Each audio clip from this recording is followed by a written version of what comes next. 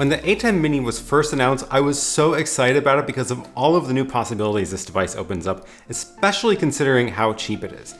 I've been using Blackmagic devices for years, and it was amazing to see what they were able to pack into this small little thing. When they announced the ATEM Mini Pro only a few months later, I think everybody was surprised again, and they packed even more into that device, and it's even more useful with the built-in streaming and recording. Then, yet again, they announced a follow-up to that, the ATEM Mini Pro ISO, which added recording of each input, which is a really amazing feature, and that is again something I think nobody saw coming. I don't think anybody was expecting the ATEM Mini, much less for them to release 2 additional models of it in the same year. I was assuming it'd be like most hardware manufacturers, which launch a product and then you wait a year or 2 for the next model to come out. So while Blackmagic is busy cranking out new products, I thought I would make a wish list of what I want to see in the next ATEM. Hi, I'm Aaron Parecki. So first I want to set some ground rules for what I'm talking about here.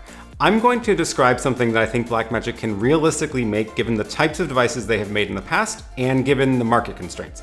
That means I'm not going to ask for adding things that I don't think are reasonable, like cell connectivity to the ATEM, since adding a whole LTE modem isn't really trivial, and I'm also not going to ask for NDI inputs or outputs since NDI is made by and licensed by their competitor NewTek.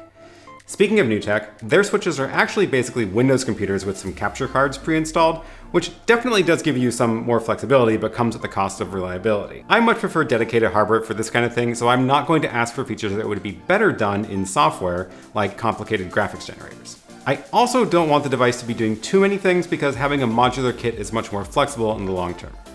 So in this video, I'm going to describe what I want in my perfect ATEM switcher, and hopefully Blackmagic is listening and can make this for me for my birthday at the end of this year because it would really be the best birthday present. So I'm calling this the ATEM Television Studio HD Mini. It would sit between the ATEM Mini Pro ISO and the ATEM Television Studio Pro HD in their lineup. Alright, so here is my wish list. We'll start with all of the features of the ATEM Mini Pro ISO. I think that is a fantastic device as is. So that means 4 HDMI inputs, converters on each input, ISO recording of each camera, built-in streaming encoder, webcam output, and everything else the ATEM Mini Pro ISO has. So with that baseline, here's a list of things to add to that. First, please just add a headphone jack. I know it's not a big deal to use headphones on an external HDMI monitor, but it would just be a lot nicer if it were built in. There's not really a lot more to say about this, so moving on. Next on the list is a bit bigger of an ask.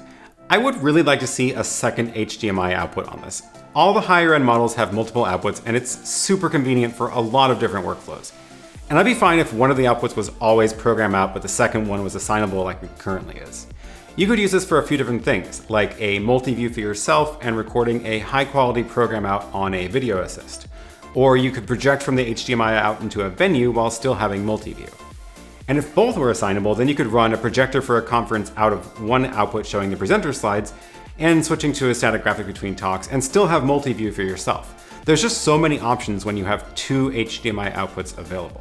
While we're talking about outputs, you would not believe the number of people who ask me if it's possible to both record to a USB drive and use the USB port as a webcam to a computer at the same time. Unfortunately, no amount of USB hubs are going to change that on the current ATEM Minis, but I can see plenty of workflows where that would actually be super useful. Being able to record my own workshops that I do on Zoom to a USB drive in the ATEM, for example. So the obvious solution here is to have 2 USB ports, one which is the webcam out and the other for plugging in hard drives. Alright, next let's talk about graphics. So like the larger ATEM Television Studio line, the ATEM Mini line has storage for 20 still graphics. But one of my biggest pet peeves about the current ATEM Minis is that the media pool disappears when you power down the device. Even the next model up, the Television Studio, keeps the graphics loaded when you power it down. And the reason this is important is when you first boot this up, you need to have a computer nearby in order to restore your graphics onto it. If it kept the graphics between power cycles, then it'd be possible to operate this entirely without a computer. This really shouldn't be too much to ask. We're talking about storing 20 images that are 1920 by 1080, which is 40 megabytes. The fact that you can get 256 gigabytes the size of a fingernail suggests this should be well within the realm of modern technology to store just 40 megabytes in this thing. Okay, one of the other limitations of the ATEM Mini is that it can only show one of those graphics in the media pool at a time. I would like to see 2 media players and 2 downstream keyers. That way you can use one for lower thirds and the other for a corner logo, and it would just really open up a lot more possibilities with this. My last ask for the graphics, and this one might be a bit of a stretch, But it would be super great to also have 2 SDI inputs in addition to the 4 HDMI inputs. We don't need to go full 4 HDMI and 4 SDI like the Television Studio, but adding 2 SDI means you'll be able to run graphics from the HyperDeck Studio Mini with a transparent background into this device while still using 4 HDMI video sources. The HyperDeck Studio Mini has 2 SDI outputs, which can output the color of a video on the first SDI and the alpha channel on the second, which you can then combine into the ATEM to overlay video with transparency. And you can already do this in the ATEM Mini if you use 2 SDI to HDMI converters and dedicate 2 of your 4 HDMI inputs into this. So it's possible, but not ideal.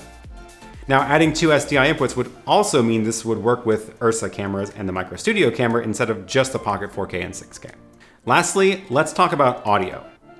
Now, the 1/8 inch inputs on the ATEM Mini are great, but they do have some limitations.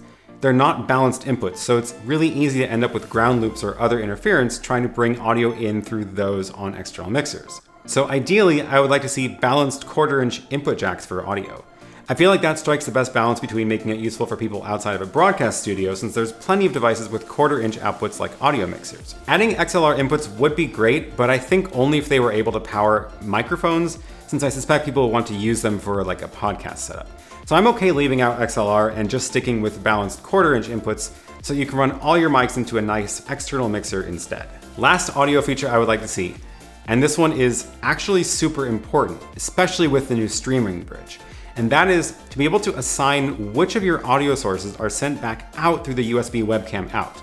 Now, obviously for the HDMI and streaming outputs, you want just the full audio normal mix.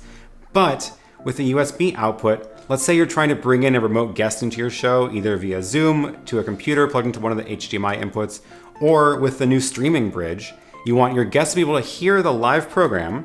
So you select the ATEM Mini USB webcam as the camera and audio in Zoom, but when the guest says something in Zoom, it's going to go back through the ATEM and then back out, and they're going to hear an echo of themselves. So what you actually want to send to the USB output is a mix minus.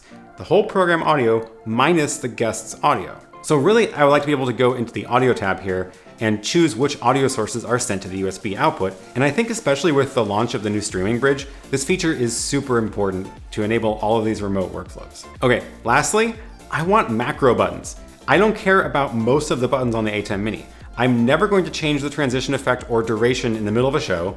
I never use the picture-in-picture buttons because everything I have set up with macros instead.